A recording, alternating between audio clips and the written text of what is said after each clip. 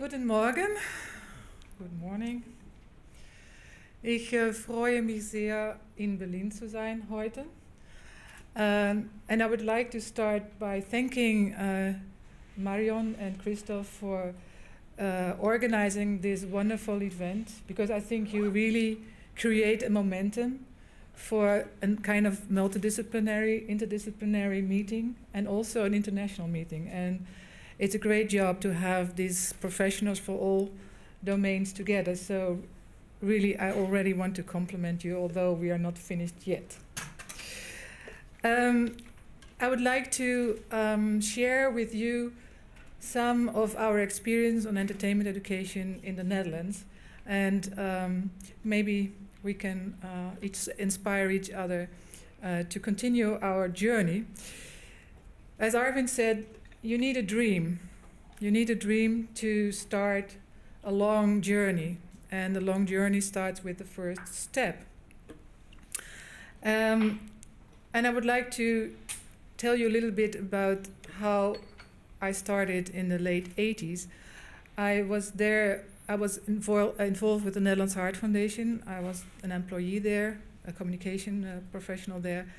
And I worked with Joop van den Ende production at that time. It is one of the biggest entertainment industries in the Netherlands.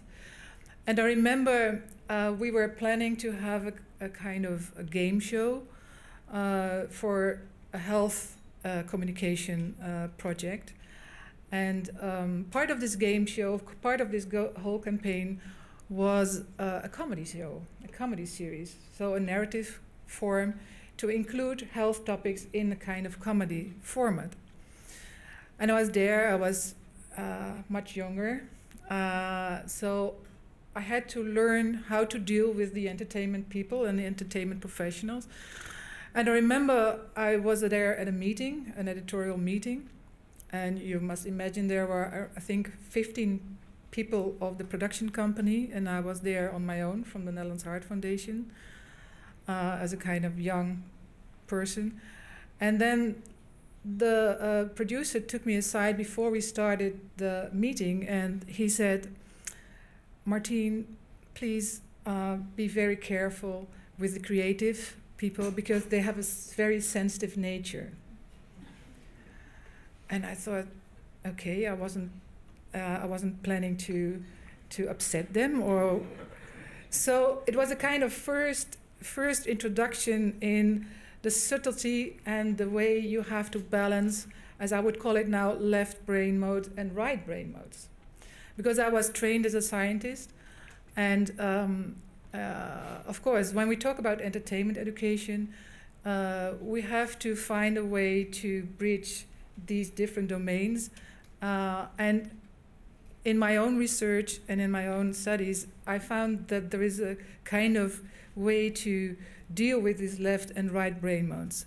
The left brain mode is very scientifically trained, it's very cognitive, it's linear, you like facts and figures, and the right brain mode is more circular, it's more the creative part of your brain. And of course, we all have both of these brain parts, let's be clear about that. But when you're trained as a scientific person, you use your left brain modes more. And I think if we really want to bridge these domains and to collaborate together, then the entertainment education person needs to be able to switch between these brain modes very easily. For example, if you would send a topical expert to a meeting with creative professionals, that might be a difficult situation. But if you have someone in between who understands both worlds, it can facilitate the whole collaboration. I also read, of course, in the 80s, some articles that were published on entertainment education. There were hardly any articles, and Arvind and Rogers were the first ones who really started to write articles on scientific research. And I tried to learn as much as I could from examples from non-Western settings, like Africa, Mexico, South America. But I also understood you cannot really translate these concepts in a Western setting one by one. You have to redesign, you have to experiment, you have to find out, okay, what would work for us? How is our media saturated environment dealing with these topics? And also, what can we show on television which really connects with the culture and the values and the way people live in the West? For example, in non-Western settings, there is a kind of collective society, as we would call it. So people like to sit together, to listen to the radio, to watch television. I remember that I was in Bombay visiting some friends, and then we were sitting there in a room with several people of the family watching Hamlock.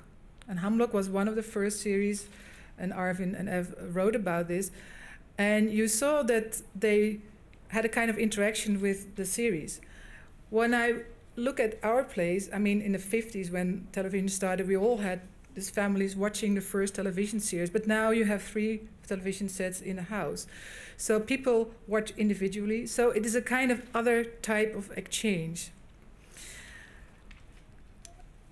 Okay, so I would like to tell you a little bit about our, let's say, Dutch approach, and what happened between my first meeting in 1988 with these animal people and what happened in 2008 when I worked together again. There has been a time span of 20 years, so it was a long journey.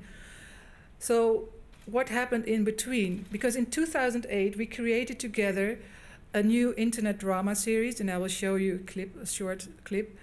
And this collaboration went very smooth. It was wonderful to collaborate. It was wonderful to create a series together. Each took their own roles. Each took their own left and right brain mode positions. And it was real fun. So in these 20 years, a lot of things have changed. And I would like to address a few things. I think it's very important that we really invest in our partners. So this is a kind of investment to really create a kind of chemistry. So that's why I really am very enthusiastic about this type of events, because even if it's only a start, even if maybe it's only a glimpse of what we can do, it is a start. Is it an important first step? Because we need to have a kind of mutual frame of reference. And what do I mean with a mutual frame of reference? When I for the first time mentioned the word entertainment education in my interviews with scriptwriters, they didn't like the word education. They said, I'm a storyteller. I'm not an educationalist, so I would like to tell stories, and I don't like to be involved in this. So I thought, I should reframe this. So I told them, would you like to include some actual themes and topics that really matters to all of us in your storylines, so that your audience get into a discussion about these important issues? It could be like STEM or MINT topics or health topics. And then they said, yes, of course, we already do this. So I said, great, great. I would like to support your work. So by reframing the word and leaving out the word education, it already helped. Also, we, from a health communication perspective, we use the word target groups. They don't like the word target groups. They have audiences, or they have the public who might buy also the products that are in that advertising around television. So these were target groups, education, aiming at a kind of change of behavior. Those are not the phrases and the words you should use. And of course, it's part of our knowledge, but it's good to know this. So what did we do to really explore these possibilities to create this frame of reference? Well, I wrote a research proposal for the Health Research Council, and we were lucky to have a grant for this proposal. It was called Health on Screen, and I called it a research. And we wanted to analyze 4 drama series in the Netherlands to see how they portray healthy sexual behavior. So no rape and no abusive behavior, but just normal relationship and having your first love affair, etc. And I didn't do this because I really wanted to find out only how sexuality was portrayed. We choose sexuality because it's always there in all series. If we would have chosen nutrition, it would be difficult to find examples. So we took deliberately sex. But the real agenda was also to learn from the scripts and to analyze the different storylines and drama lines, and to see how scriptwriters already use some of our theoretical notions. For example, the notion of social support, the notion of anticipated regret, the notion of a Socratic way of discussing with each other. These are notions from our health communication background, but writers already use it when they write their scripts. And what I wanted to show them by showing them some examples of their own work and say, hey, you are doing already a very good job. Instead of talking with them and say, would you be able to show in your character some more social support situations? And then they would say, social support, what's that? So when I could show them part of their own work where they use this kind of, let's say, theoretical notion, then they would say, oh yes, that's what I always do. So I would like to show you a little example of a series, a youngster series, Costa. It deals about a few young people who live in Spain. It's a Dutch series, very high-rated series. And of course, when you live in one house, there's a lot of love affairs also with some other people. And there was a movie, a cinema movie, Costa, and we found out that there was a lot of, let's say, sexuality involved in this movie, but there was no reference to safe sex practice, condom use, or whatever.